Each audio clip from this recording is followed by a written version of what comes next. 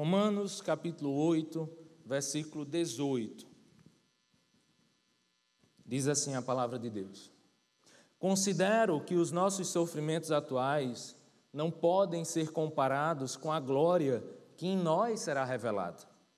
A natureza criada aguarda com grande o que, gente? Expectativa. Vamos repetir? Com grande expectativa. A natureza criada aguarda com grande expectativa que os filhos de Deus sejam revelados, pois ela foi submetida à inutilidade. Ela foi submetida à inutilidade, à frustração, à vaidade.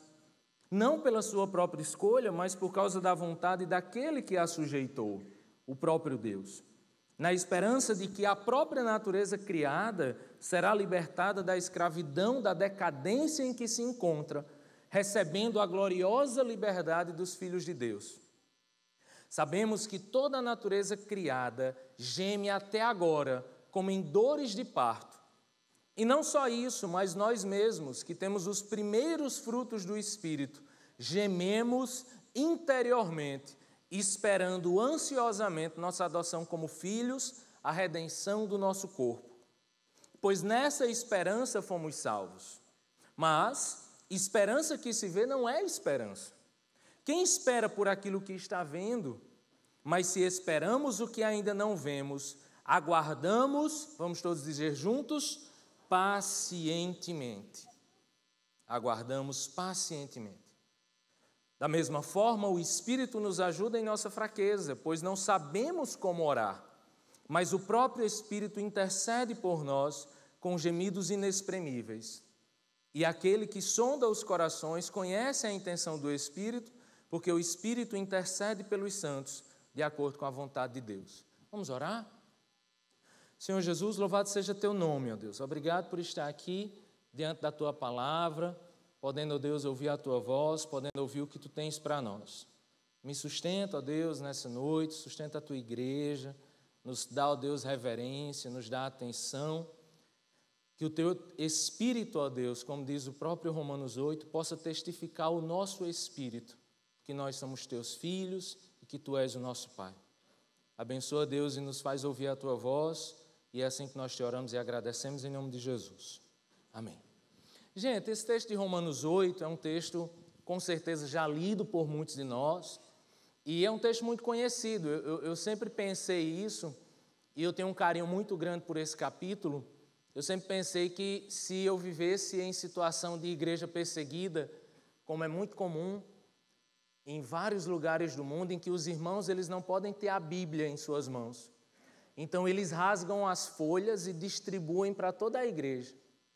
E os irmãos, então, têm o prazer de passar uma semana com um capítulo da Bíblia, muitas vezes escondido na sola do seu sapato, com medo de que possa ser pego e possa ser assassinado.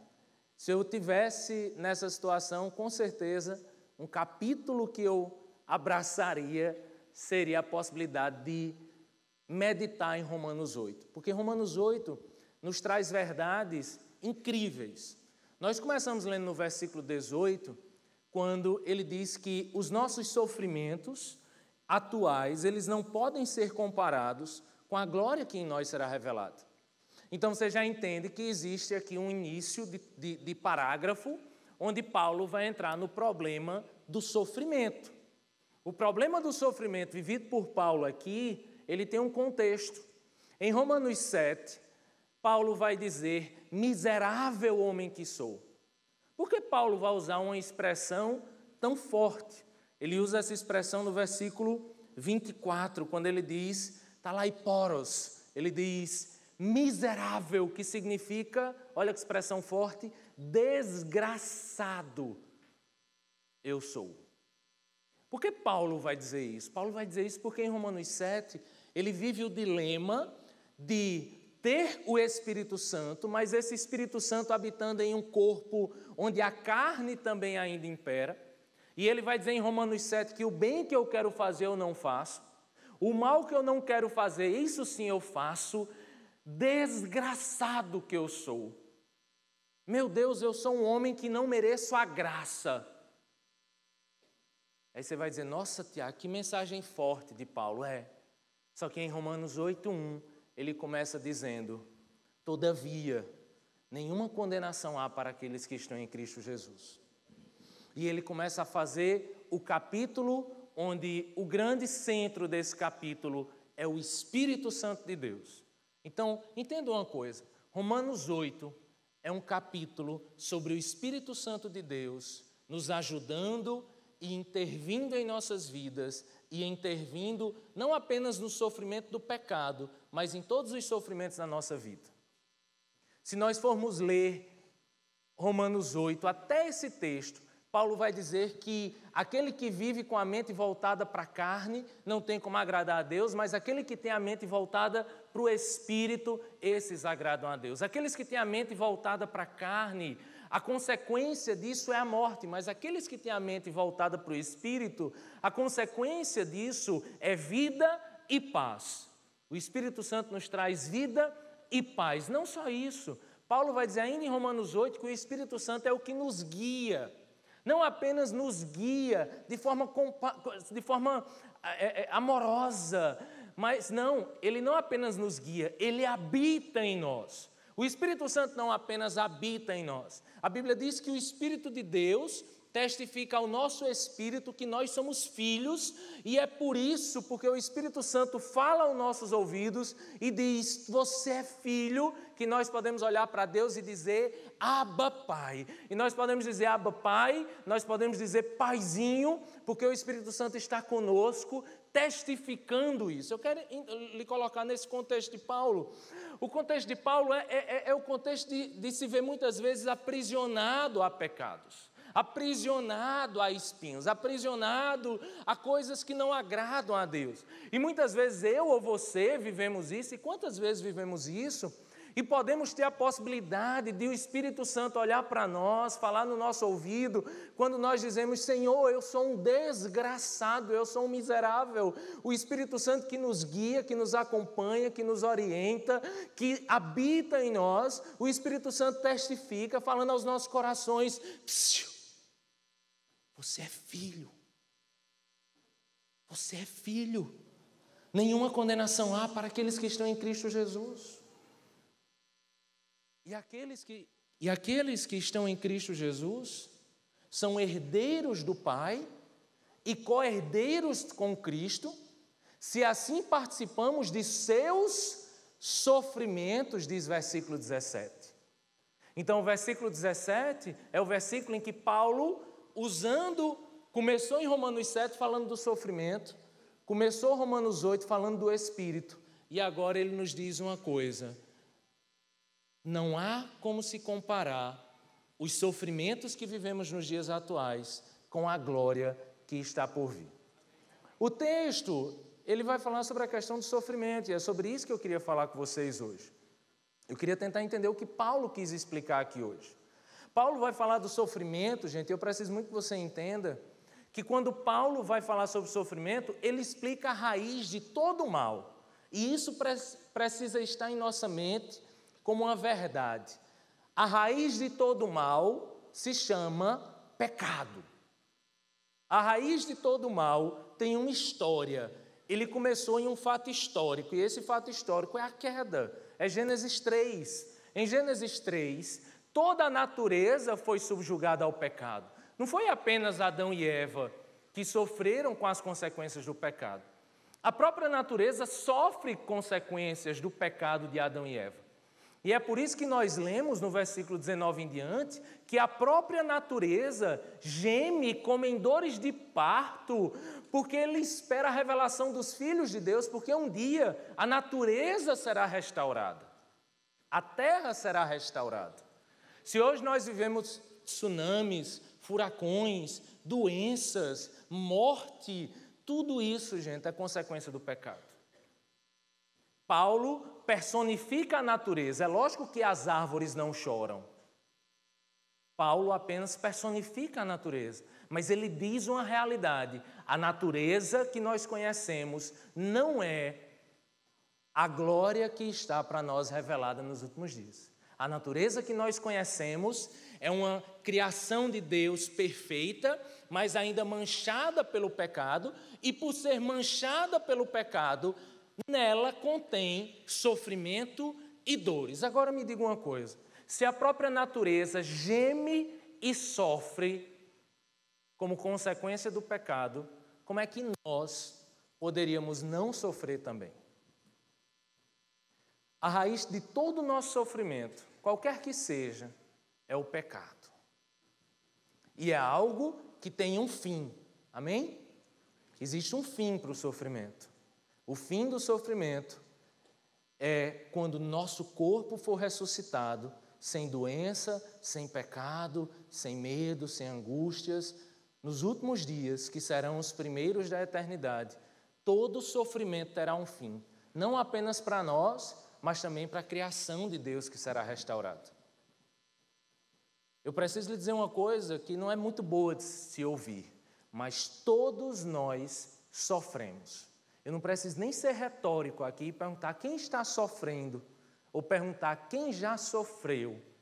Eu poderia lhe dizer apenas o que o Salmo 23 diz, numa versão que eu gosto, que ele diz: quando andares pelo vale da sombra da morte.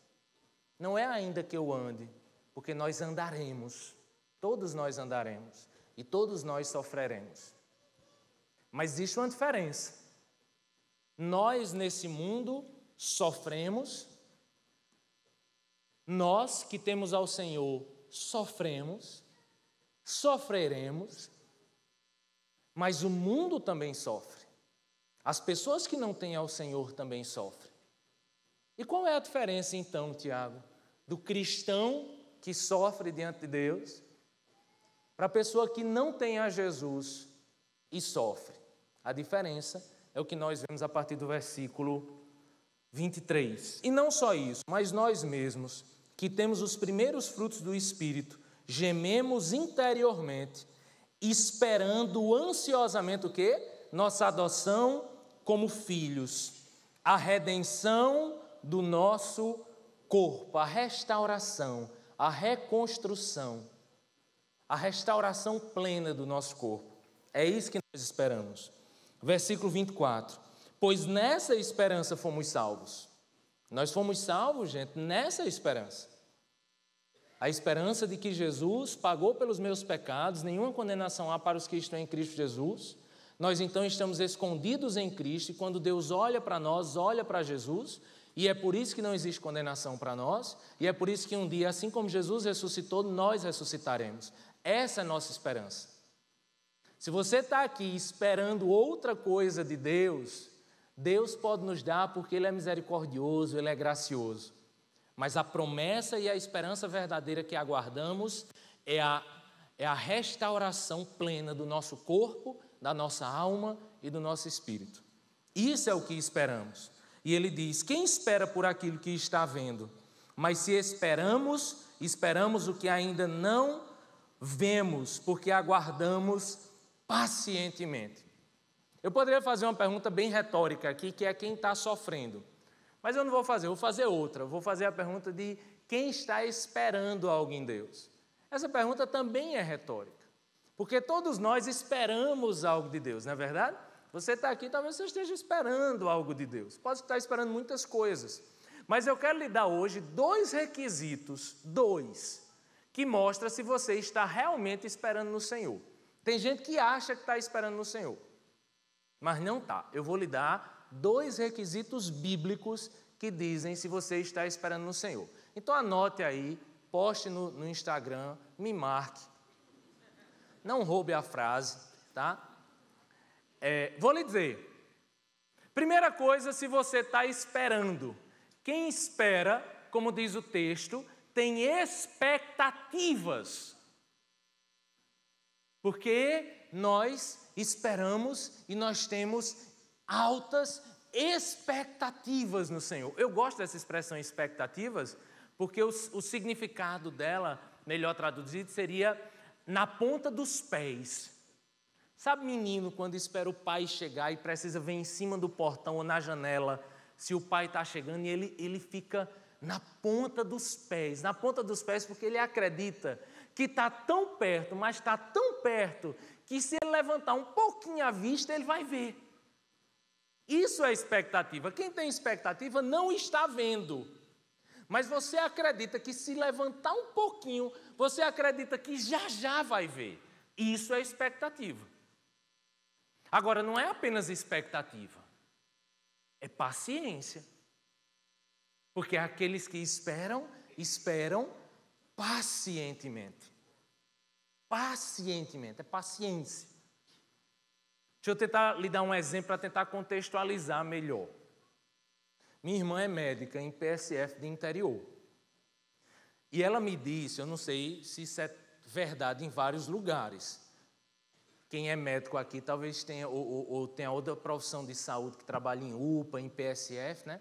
Mas minha irmã diz que gente do interior vai para o PSF, às vezes, porque não tem nada para fazer. Chega lá para quê? Para tomar uma dipirona, eu estou com dorzinha de cabeça e tal. Eu soube que tinha médico aqui, eu vim. Ela disse que cansa de atender gente assim. E ela disse que tem uma coisa muito engraçada, é quando as pessoas estão lá no PSF, aí chega alguém, aí diz, olha, o dentista não vai vir. Infelizmente, você pode ir embora. Aí a pessoa fica, eu vou ficar aqui esperando. Não, mas a senhora não entendeu. Não vai vir. Tá bom, eu vou ficar por aqui mesmo, não tenho o que fazer. Quem espera com essa paciência toda, mas sem expectativa, não espera. E quem tem expectativa demais, sem paciência, não espera. É quando você está lá na sua consulta ao médico, com hora marcada de 2 horas, já são 5. Você vai, cadê esse médico? Eu estou aqui esperando há 3 horas. Não, você não está mais esperando. Com essa impaciência, você não espera mais. Você já deu, como diz lá em Patos, já deu e estopou o balaio. Né? Paciência que se dane. Né? Ninguém gosta de metáfora com médico. Vamos fazer uma com um casamento? Eu preciso mostrar para vocês como é interessante isso. Maridos, olhem para suas esposas. Olhem para suas esposas. Só se estiver com a esposa do lado. Não olhe para a esposa do outro. Misericórdia. Só se for sua esposa, não a de outra. Olhe para a sua esposa, marido, e diga com muito amor no coração assim, minha mulher, minha amada, seja paciente.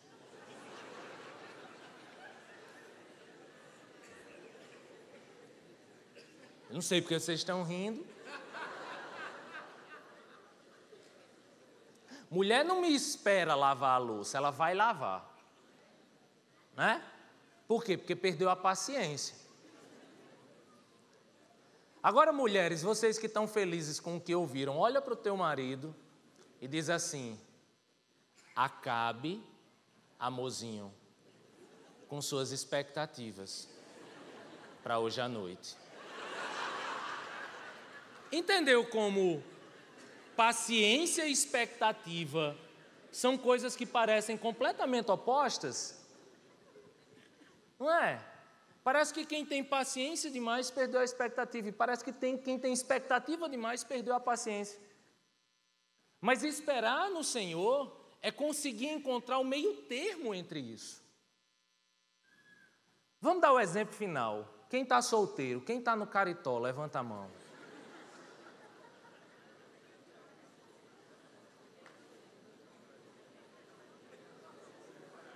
Você levanta a mão, não tem só 3 pessoas nesse altar desse tamanho solteira, não. E você entenda, ali em cima, eu tô! Entenda que isso é um momento importantíssimo. Isso é um momento de identificação. É tão interessante isso que é assim, quem está solteiro, paciência. Eu. Não é como a irmã ali atrás. Quem está solteiro? Eu, por quê? Que tens para mim, Senhor? Né? Não. Você perdeu a paciência faz tempo. Você não está esperando no Senhor. Ninguém espera no Senhor se fala com 10 boy unção no Instagram. Você não está esperando no Senhor. Com essa impaciência, olha, pela minha experiência, quem diz fala Deus é para ela mesma. Ó, tá noiva, ó a expectativa, tá vendo? Tá sem paciência.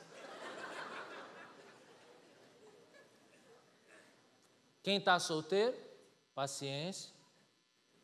Mas não é paciência aí. Eu tô essa desgraça aqui. Com esse cabelo feio que Deus me deu. Tô aqui, tô aqui, mas deixa pra lá. Já vou morrer virgem mesmo. Você tá com paciência, mas você tá sem o quê? Expectativa. Você não tá esperando o Senhor. É que você tá esperando o Senhor. Então, esperar no Senhor é assim. Quem tá solteiro aqui? Paciência. Expectativa. Entendeu? Você nem deixa de ter expectativa, porque se você perder a expectativa, você não está mais esperando. Você está naquela, se der, deu. Se casar, casei. Mas você tem que ter paciência, minha irmã. Pelo amor de Deus. Pelo amor de Deus. Tem gente que é uma ansiedade para as coisas. Esperar no Senhor é ter expectativas de que Deus está comigo e paciência de que Ele sabe o tempo certo. Isso é esperar no Senhor. Tem um texto muito interessante que eu gosto muito, de Tiago. Se você puder abrir comigo o livro de Tiago, capítulo 5. Diz assim: portanto, irmãos, sejam o quê? Pacientes. O que é que a pessoa impaciente menos gosta na vida? Esperar. E que alguém diga, paciência. Diz isso para a tua mulher. Paciência, mulher. Ela vai amar. Tiago fala de paciência 7 vezes aqui. Ele está falando para quem é impaciente mesmo. Ele diz, portanto, irmãos, sejam pacientes até a vinda do Senhor. Paciente hoje, até a vinda do Senhor. Vejam como o agricultor aguarda que a terra produza a preciosa colheita e como espera com paciência até virem as chuvas do outono e da primavera. Sejam o quê? Também pacientes, de novo, e fortaleçam o seu coração. Aí o texto segue, eu não vou ler todo para você, só que esse texto ele me intrigou. Ele me intrigou porque ele fala de paciente várias vezes.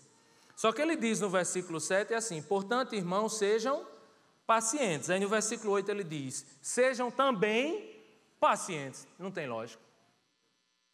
Não tem lógica. Como é que eu vou dizer? Gente, vou dizer 2 coisas para você. Primeira, seja paciente. Segunda, seja também paciente. Não tem lógica, não é? E aí eu fui no grego para tentar entender esse texto e eu percebi que essa palavra, você vai ver que no versículo 11 ele diz, como vocês sabem, nós consideramos felizes aqueles que mostraram perseverança. Vocês ouviram falar sobre a perseverança de Jó? A gente ouviu falar sobre a perseverança de Jó? A gente ouviu falar mais sobre a paciência de Jó. O termo aqui é usado é hiponaie. Quando Tiago, então, e quando a NVI traduz o texto, ele traduz da forma certa. Realmente, no versículo 7 e 8, a expressão em grego é maktomia. Só que ele traduz o versículo 11 e 12, ele traduz hiponoie de perseverança. Quando Paulo escreve, aguardamos pacientemente, a expressão que ele usa não é a expressão de Tiago de paciência, é a expressão de Tiago de perseverança. Eu não estou tentando confundir a mente de vocês. O que eu estou querendo explicar é que a NVI, a NVT, a Almeida, a King James, todas as versões traduzem o texto dessa forma. Versículo 7. Portanto, irmãos, sejam pacientes. E no versículo 8, sejam também pacientes. A tradução está certa, o significado não. Na NVP, que é a nova versão de Patos que eu estou escrevendo, é assim.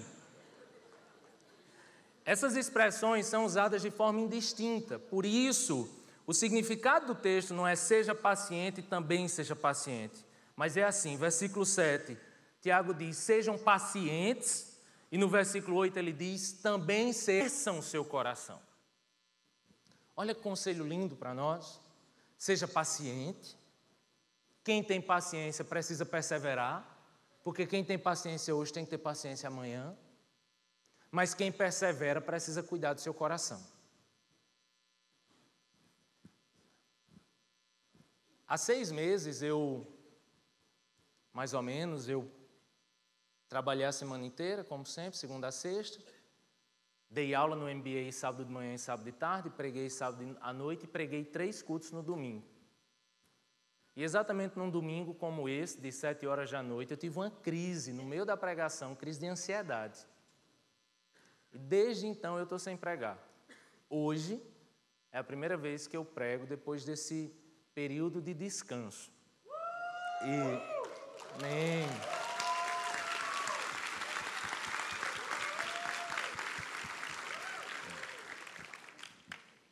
E Deus, com toda a situação de vida que eu estava vivendo, logicamente eu estava em um grande pecado. O pecado de abusar do meu próprio corpo, da minha própria vida, do trabalho, do ministério, ser sugado completamente e chegar até o limite do meu próprio corpo e da minha mente.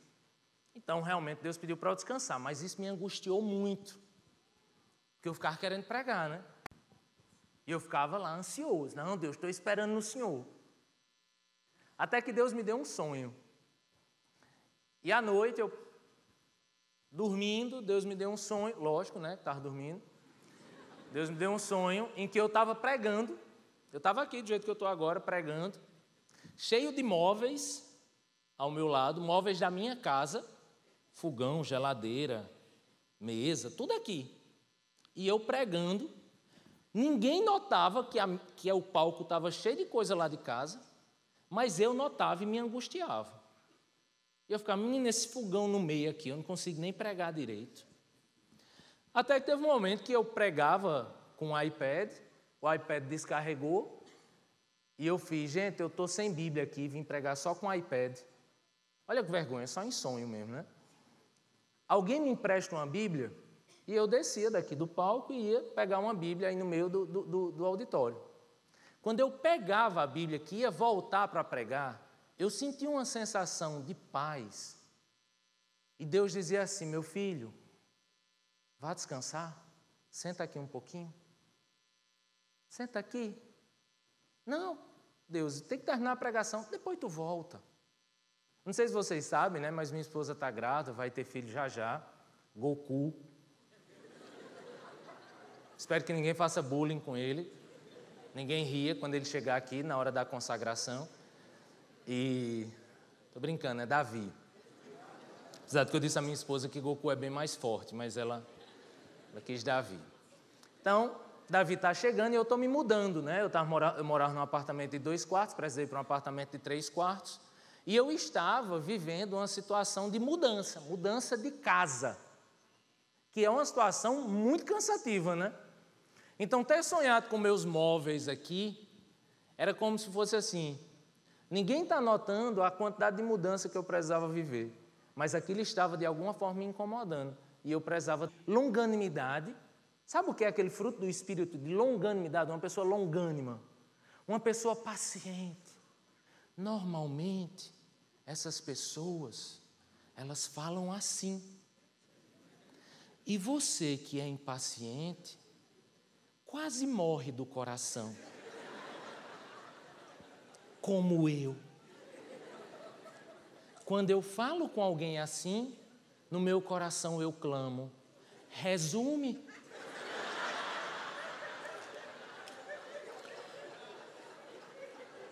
Por quê? Vocês estão besta para rir hoje. Porque a impaciência virou regra na nossa sociedade hoje. Até porque tudo é muito rápido, né? A gente vive numa sociedade muito rápida. Tudo hoje é muito imediato, então isso nos torna imediatistas. Nós somos tão imediatistas que a gente não espera nem falar mais. Manda uma carinha daquela e pronto. Expressa 5 linhas numa carinha. Mas responde logo, como é que ficou azul e você não me respondeu? Então, tem alguém aqui longânimo? Você é paciente, você fala do jeito que eu disse. Levanta a mão. Você é. Está do seu lado é quem? É sua mãe? É o quê? A esposa?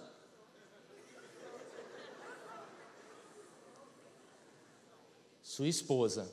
Desculpa. Ele é longânimo. Ele é paciente. Dá raiva. Muita, né? Muita raiva. Muita raiva, porque a gente não vive numa sociedade de pessoas que naturalmente buscam esse fruto do Espírito.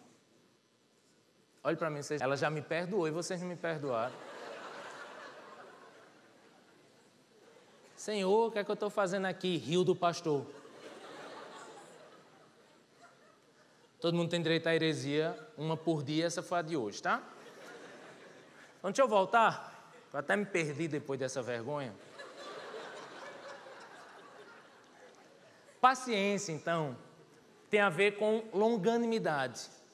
Mas na Bíblia, paciência também tem a ver com perseverança, com essa atitude de ter coragem. O que é fortalecer o coração? Deixa eu lhe contar algo. Nesses dias, na ideia de descansar, eu decidi malhar. Você está percebendo que eu não cumpri isso, né? Mas teve um dia que eu fui, 5 horas da manhã, 5h30 da manhã. Quando eu chego na academia, está fechada a academia. Sindicato dos educadores físicos, um negócio assim. Reunião de sindicato. Eu fiz, Deus, será que é tu que não queres? Porque eu dou essa desculpa para minha esposa e a gente acaba esse conflito entre nós, né? Eu fiz, rapaz, vou andar. Vou andar na praia, vou orar, vou correr.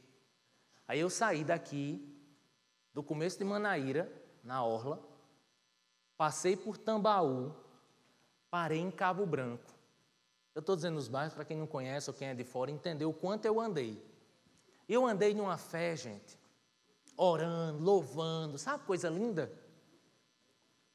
Quando eu olho para o relógio, está muito tarde. E aí eu começo a voltar. Só que eu primeiro percebi uma coisa. Como eu tinha ido malhar, não tinha ido correr, eu não levei água e eu estava morrendo de sede.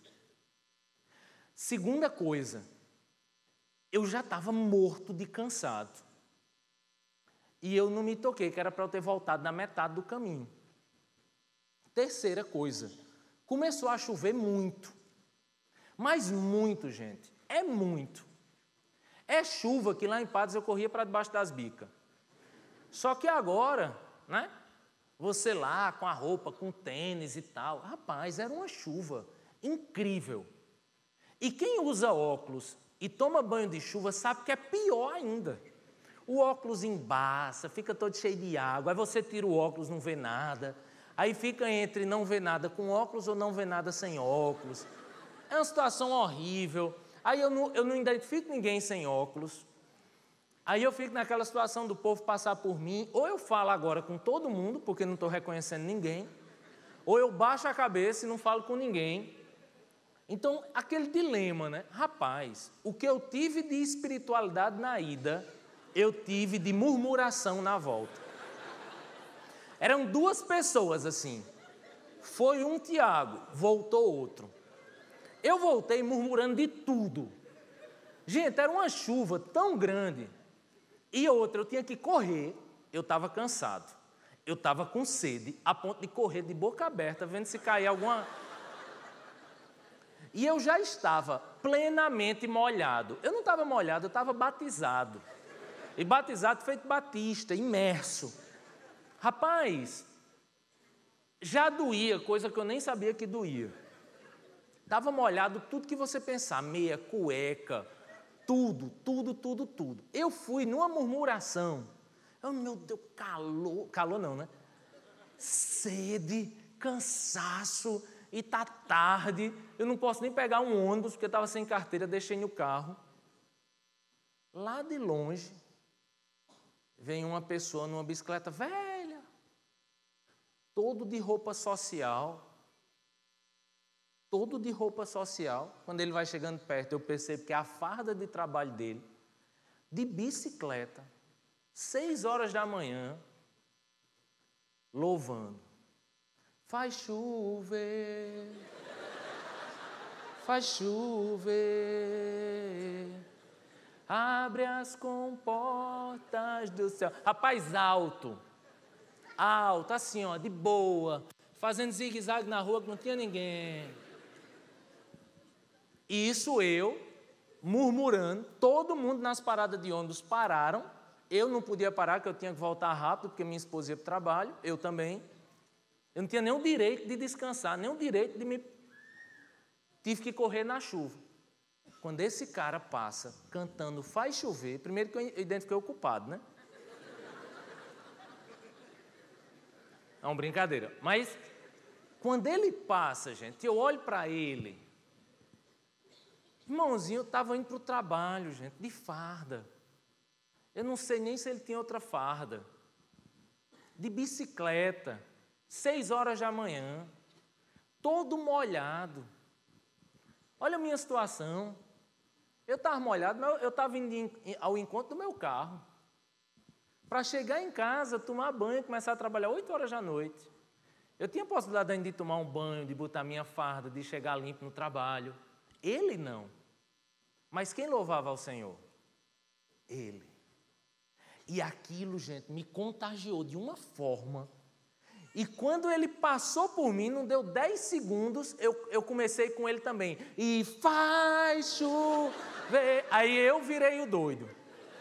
Aí eu guardei o óculos, desisti de reconhecer qualquer pessoa. Botei o óculos aqui, saí correndo e cantando Faz chover, e orando que ninguém me veja, e faz chover, e fui. Cheguei feliz, cheguei no meu carro todo molhado, troquei de roupa, tomei banho, ok. 3 dias depois, um cara me encontra. Pastor, opa, meu irmão, tudo bem? Pastor, tive dia desse. Fiz, foi? Eu morro de medo dessas coisas, né? Foi? Foi. Fiz aonde? Ele, correndo. Eu, eita. Antes ou depois da bicicleta, hein? Aí ele fez, pastor, foi muito interessante aquilo. Foi muito interessante aquela manhã. Saí de casa para caminhar com minha esposa, brigado com ela. A gente todo dia de manhã anda na praia, a gente saiu brigado, a gente não pegou nas mãos, a gente saiu andando feito 2 desconhecidos na praia. A gente brigado por besteira. Aí, quando começou a chover, a gente ficou debaixo da parada de ônibus. E a gente ficou lá, um emburrado para o lado do outro. Porque, não sei o quê, e ainda chove. E a gente murmurando, pastor, acredita? Eu fiz, não.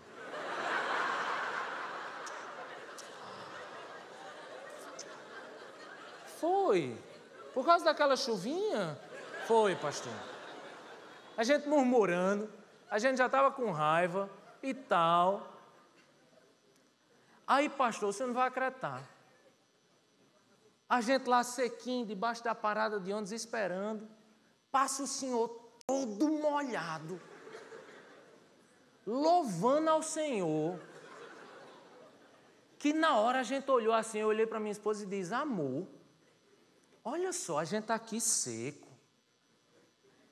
A gente está aqui, ó, esperando, tranquilo, a gente está aqui nessa praia.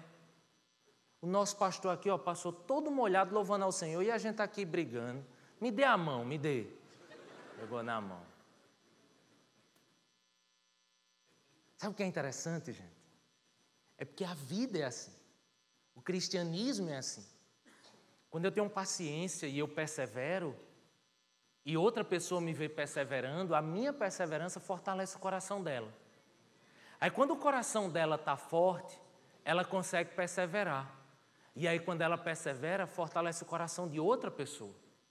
Aí quando o coração de outra pessoa agora está fortalecido, ela consegue perseverar um pouco mais.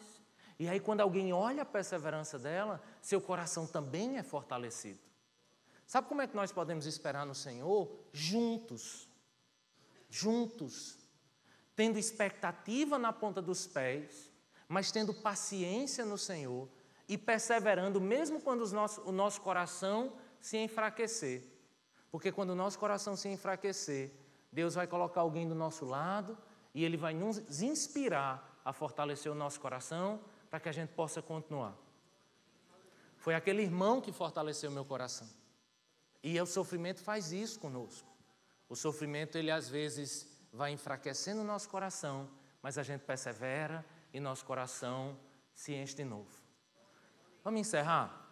No versículo 26, ele diz assim: da mesma forma, o Espírito, olha quem chegou de volta, o capítulo era sobre o Espírito, né? Da mesma forma, o Espírito nos ajuda em nossa fraqueza, pois não sabemos como orar, mas o próprio Espírito intercede por nós com gemidos inexprimíveis. E aquele que sonda os corações conhece a intenção do Espírito, porque o Espírito intercede pelos santos de acordo com a vontade de Deus. Olha que coisa linda. Deixa eu tentar recapitular com você. O pecado faz a criação gemer como que com dores de parto. Não é apenas a criação que sofre e por sofrer geme. Essa é a expressão que Paulo usa. Nós também, assim como a criação, também influenciados pelo pecado, nós também sofremos. E por também sofrer, gememos. Só que agora Paulo, em meio à nossa dor, em meio ao sofrimento, ele sabe que nós esperamos no Senhor. E nós esperamos com expectativa, com paciência, perseverando e fortalecendo os nossos corações. Amém? Amém. Só que nós fazemos isso tendo alguém conosco, o Espírito Santo de Deus. Porque a Bíblia não diz apenas que o Espírito Santo habita em mim, testifica, me guia.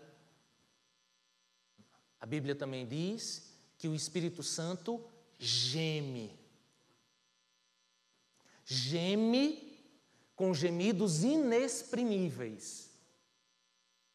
Aí você vai me perguntar, Tiago, o gemer da criação e o gemer do homem é consequência do pecado. Por que o Espírito Santo, que não tem pecado, geme também? O Espírito Santo não geme de dor. O Espírito Santo não geme de sofrimento. O Espírito Santo simplesmente está em nós, gemendo conosco a nossa dor. Ele não intercede como qualquer intercessor junto ao Pai. Ele intercede gemendo por nós, assim como nós gememos. Isso, gente, não é expressão de imperfeição do Espírito. Isso é a mais pura expressão de compaixão do Espírito Santo. O Espírito Santo geme conosco, com gemidos inexprimíveis, que no grego aqui significa sem palavras. Ele geme sem palavras. Eu acho isso tão maravilhoso, gente, que às vezes a gente acha e cai na tolice de achar que consolar alguém é lhe dar palavras. Eu já sofri isso como alguém que já teve participado de cerimônias fúnebres e de consolar pessoas que perderam parentes e tal. E eu percebi uma coisa, o maior consolo não é o que eu falo, não é falar. O maior consolo é simplesmente estar. Eu vou e me preparo para falar ali 10 minutos ao lado de um caixão, quando o que eu falo mal está sendo ouvido pela pessoa que sofre. Mas no final ela chega para mim, me abraça e diz o quê? Obrigado pelas suas palavras? Às vezes sim, mas na grande maioria das vezes as pessoas me abraçam e dizem obrigado por estar aqui. Porque o maior consolo é o estar. Como é que o Espírito Santo nos consola? Estando, gemendo conosco. Se você sorrir, o Espírito Santo se alegra com você. Mas se você gemer de dor, ele gemerá por você. Esse é o maior consolo que nós podemos ter.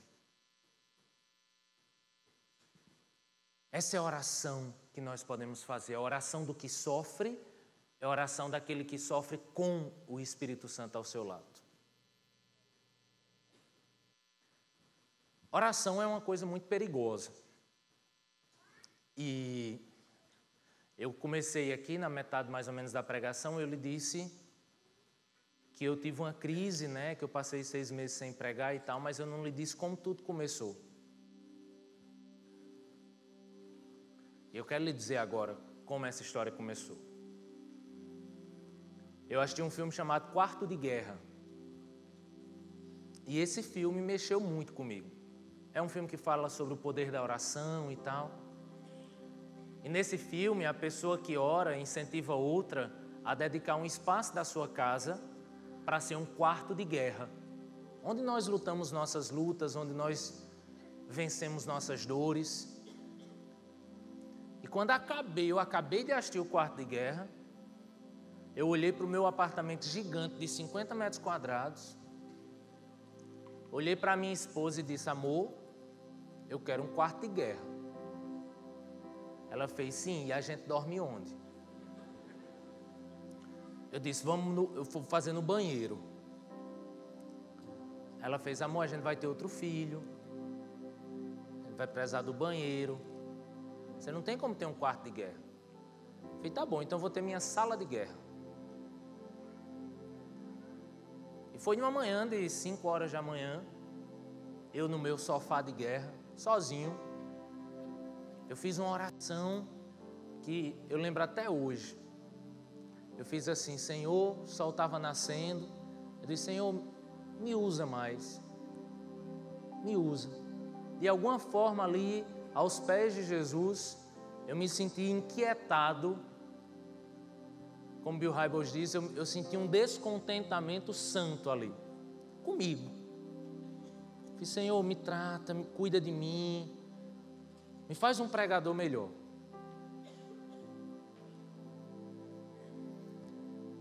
O sábado que sucedeu essa minha oração foi o último sábado que eu preguei na Rede Nuvem. Eu terminei a pregação e saí triste, porque nada do que eu esperava aconteceu. No domingo foi quando eu tive a crise. E aí Deus me deu o sonho da mudança e eu entendi que Ele, para me fazer um pregador melhor, Ele queria que eu não pregasse. Porque tem algumas orações que são muito perigosas, gente. Porque às vezes Deus leva a sério. Não o que eu orei, mas o que o Espírito Santo intercedeu por mim. Porque o Espírito Santo, ele não intercede de acordo com a minha vontade. O Espírito Santo de Deus intercede de acordo com a vontade do Pai. E eu disse: está certo, Deus. Eu vou esperar e aguardar pacientemente. E aí nisso minha esposa disse: amor, a gente precisa se mudar. A gente precisa de um apartamento de 3 quartos. E eu disse: está certo. E eu orei ao Senhor e disse: Deus, nessa mudança, Senhor, deixa eu lutar direitinho, me dá só um quarto. Dá um quartinho de guerra. E aí eu ia olhar os apartamentos, aí, piscina. Elevador. Eu que é pobre, né? Pobre qualquer coisa. Piscina. Tem salão de festas. Aí eu chegava no apartamento. E olha que eu não tinha nem como negociar muito, porque a prestação do meu apartamento hoje financiado, que não é meu, é da Caixa, é R$1.400. Aí eu disse: amor, a gente tem que sair do nosso de 2 para um de 3 por R$1.500. Então não tinha como escolher muito, não tinha muita opção. Até que teve uma hora que a gente achou um muito pequeno, os mesmos 60 metros do meu, só que tinha 3 quartos. Acho que não cabia nem dar e buchuda lá, minha esposa. Você abria a porta, dava de cara com a geladeira. E o negócio da feira aqui na frente. Era muito pequeno. Eu olhei, aí minha esposa fez: amor, tá na hora, a gente já esperou muito, tem que se mudar, vamos fechar com esse. Eu fiz: amor, e meu quarto de guerra? Ele fez: meu filho, olha do lado da geladeira. Fica a cozinha de guerra. A paciência, né? Da irmã.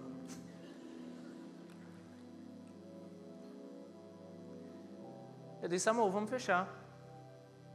Eu acho que Deus me quer na cozinha de guerra mesmo. E aí, nesse dia que a gente decidiu fechar, minha irmã me ligou. Minha irmã mesmo, né? Aí ela disse: Tiago, encontrei fulana de tal, amiga minha que está morando em Recife. Ela tem um apartamento do lado da Cidade Viva há 2 anos sem ninguém morar. Do lado, aqui, gente, aqui, ó, aqui. Saiu aqui, tá no apartamento. Tem 156 metros quadrados. Eu fiz: minha irmã, que é minha irmã mesmo, né? Minha irmã 2 vezes, né? Minha irmã, tu não sabe, tu tá doida. Isso deve ser caro demais. Eu falei: não, ligue para ela, Tiago. Ela te conhece, de pregação e tal. Eu vou ligar. Liguei com cara de rico. Falei: minha irmã, tá alugando um apartamento, é? Fez: tô. Como é esse apartamento? Ela fez: é muito bom, é muito grande. Tal, venha ver, pastor, venha ver. Eu falei: minha irmã, assim, eu te liguei todo ousado, mas é porque tem um problema. Eu só tenho como pagar R$1.500. Porque se for ruim para a senhora, que provavelmente é, então eu não preciso nem ir, né? Ela fez: não, mas venha, você vai ver como é bom, você vai gostar. A minha esposa nem queria ir. Eu falei: amor, bora, amor. Vamos só ver como é que rico mora. Vocês não têm essas curiosidades, não? Eu fui. Cheguei lá, salão de festa. Tu acredita? No meu prédio de 2 andares, salão de festa era a garagem. A gente combinava no grupo do WhatsApp com os vizinhos, tudinho tirar o carro. A garagem era o salão de festa. Piscina. Piscina que eu só vou na casa dos outros. Quando eu cheguei no apartamento, entrei pela porta da cozinha. Já achei chique. Sempre achei chique esse negócio de apartamento com 2 portas para entrar. Quando eu entrei na porta da cozinha, minha esposa ia na frente, aí fez: eita, amor, dependência de empregada. Aí eu fiz: com a empregada que a gente não tem? É meu quarto de guerra. Fiz: olha, amor, isso é Deus. Aí ela, iludido. A gente olhou, Bela se perdeu no apartamento, eu também. Quando eu desci com a irmã fez, eu fiz: minha irmã, muito obrigado por ter mostrado, pelo seu carinho e tal, mas eu não tenho condições. Ela fez: pastor, é assim, o condomínio é R$1.750.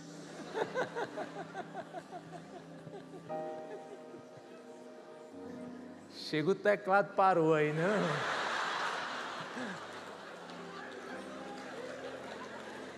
Chega, pim. Foi o que eu senti também. Quarto de guerra chegou, quarto de guerra voou, né?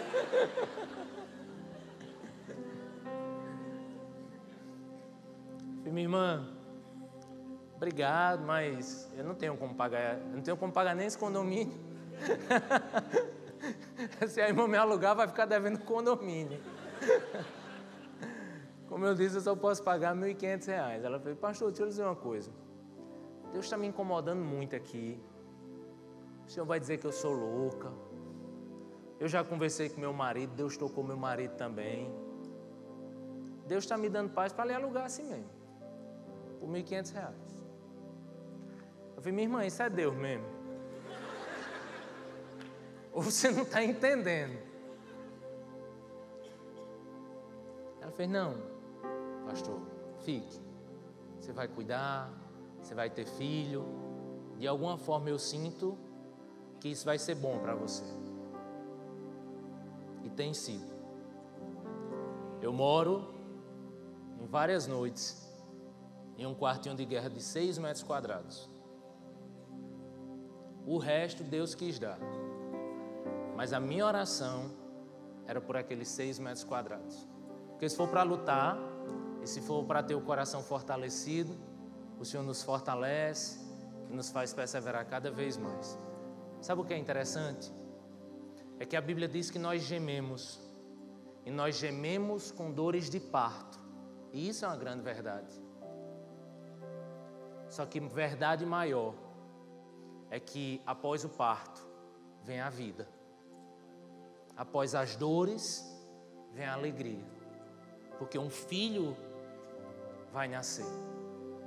Porque Deus faz da mais alta dor frutos para a sua tão grande glória. Sabe por quê, gente? Porque o Espírito Santo intercede por nós com gemidos inexprimíveis, de acordo com a vontade do Pai.